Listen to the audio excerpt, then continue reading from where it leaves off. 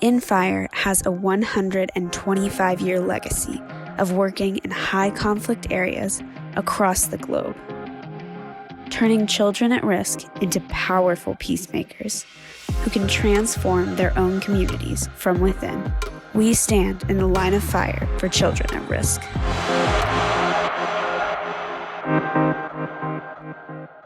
Today we're talking about David, one of the many children at risk in the Old Testament.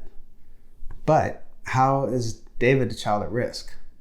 To understand why David is a child at risk, let's take a look at the home life of young David. A marginalized kid, David grew up in a divided home as a son of a concubine. David's older brothers despised him, and his father intentionally excluded him when Samuel was looking for a young king to anoint. Clearly, no one considered David to have the right stuff, so naturally, David's brothers harassed him when he brought them food at the army camp near where Goliath was mocking God and Israel. Psalm 69:8 alludes to this divide. I have become estranged from my brothers and an alien to my mother's sons. We can see that David's home environment growing up was challenging, and David's mother brought several daughters into the marriage with Jesse from previous relationships. Those children actually were David's childhood companions and later became his trusted and mighty men and military commanders. None of his actual brothers gained that kind of honored position because of the lack of trust and honor reflected in his youth.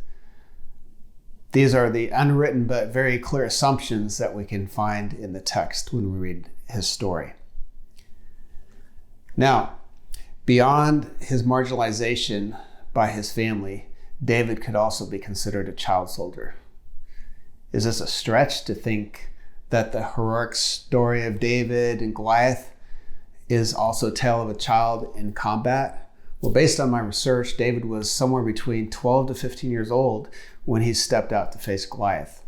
The United Nations in the Paris Principles of 2007 defines a child soldier as under 18, boys and girls used as fighters, cooks, porters, spies, or for sexual purposes, participating in armed forces or groups.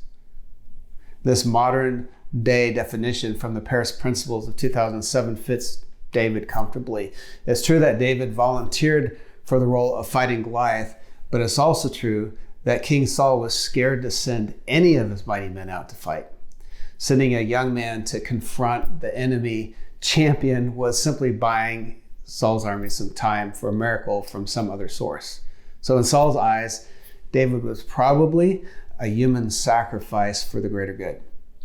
On a spiritual level, the powers of darkness weren't just intent on destroying the Israelites that day, but they were also focused on snuffing out the bright light of a worshiper, young David. God's intention has always been to redeem the history of children and create amazing stories of grace and action. He takes great pleasure in doing so by involving his people, the church. In our mission work as In Fire, we've had many opportunities over the years to help child combatants find safety and grow in peace. And a child may be associated with an armed group that is at relative peace for 2 or even 4 years, but later that space is experiencing full conflict conditions. So staying in that space is important. Our effectiveness will be much higher if we build relationships in the areas prone to conflict, so that when things get bad, we have enough local trust to actually be able to step in and help. One of God's people that sacrificially invested in the life of a youth at risk was Jonathan. His life and covenants with this young child combatant left a profound impact on history and offer a model for us as the church to follow. There's a vast amount of material written on David.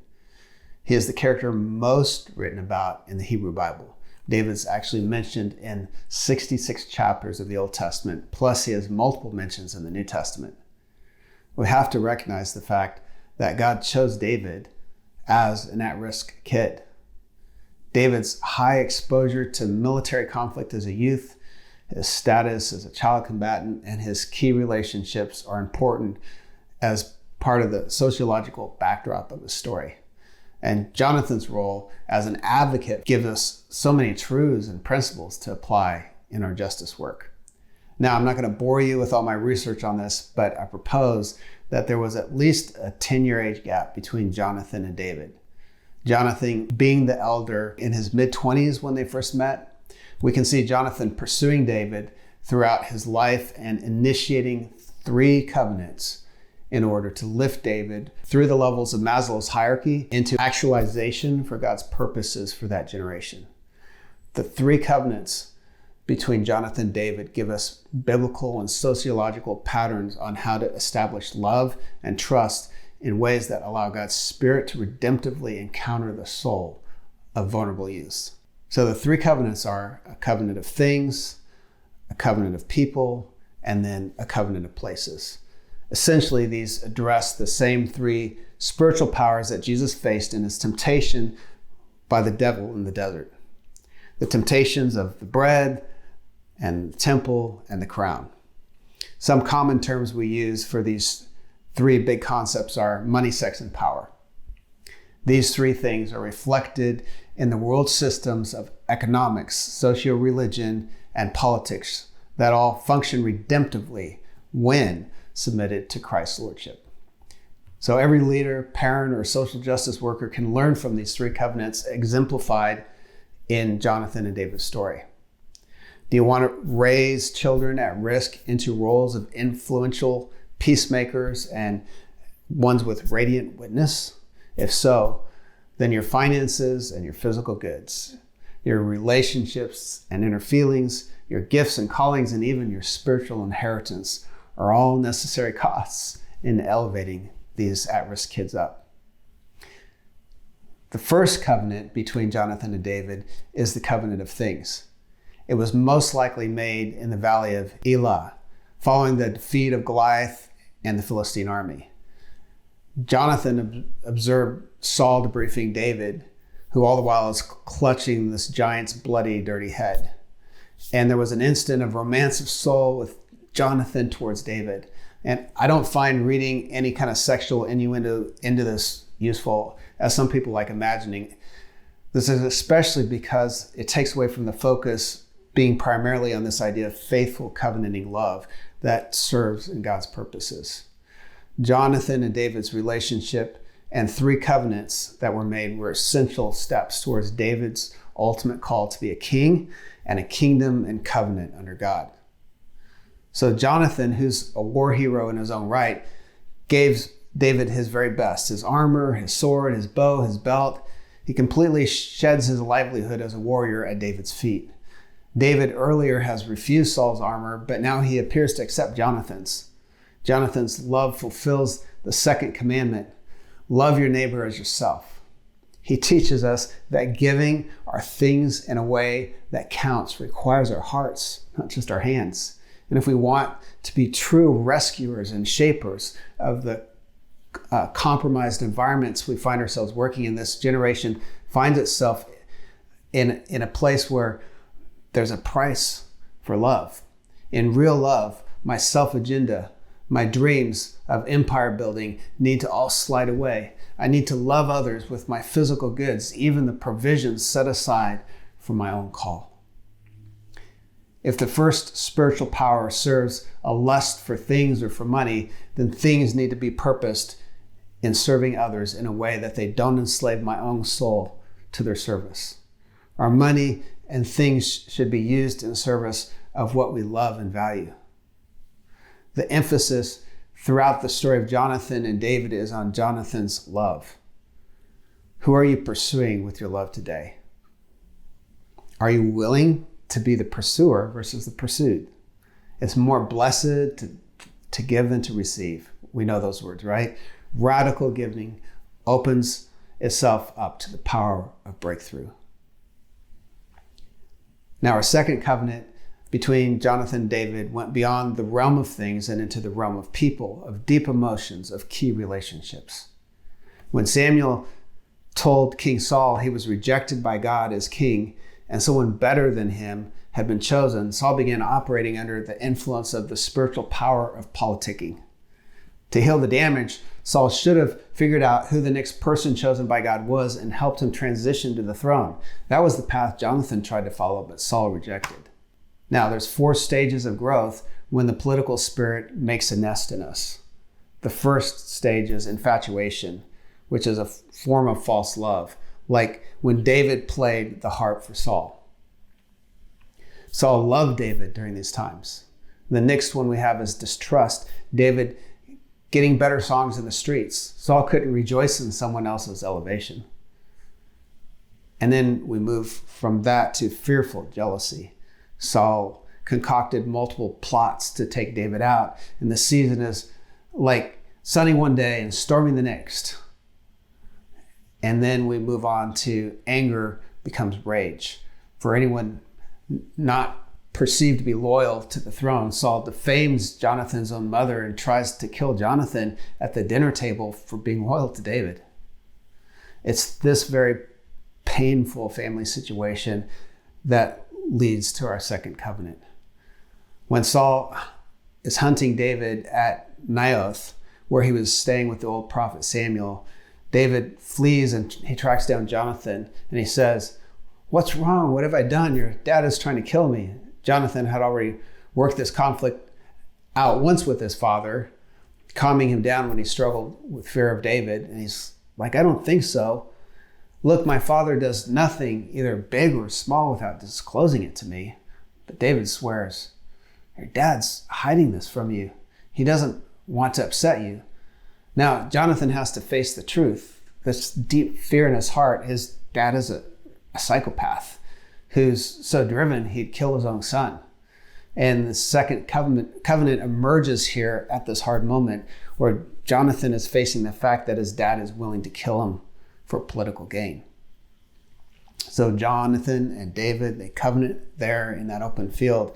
And the words are, "And if I die, keep the covenant friendship with my family forever. And when God finally rids the earth of David's enemies, stay loyal to me."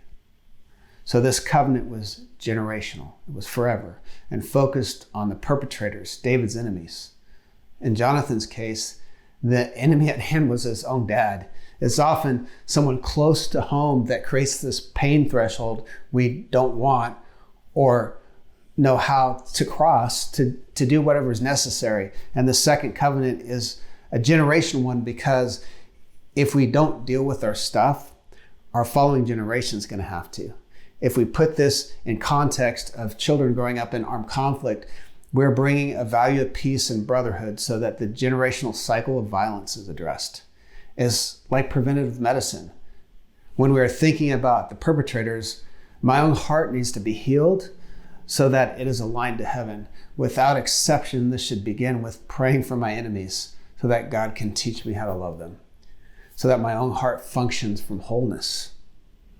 Sometimes we've got to tackle personal emotional wounds for the sake of our neighbor. We cannot be healers standing in the gap against injustice if we are not willing to be the wounded healers. Our final and third covenant take place some years later. It's when Jonathan finds David on the wooded hill of Horesh, and it's a covenant of places. Saul has been intermittently pursuing David for a long time now. Some commentators call this a renewal covenant. And there are elements of reaffirming friendship and loyalty, but also some important clues for those of us who desire to help children impacted by war and conflict. By the time of this covenant, it's likely that David is in his mid to late 20s.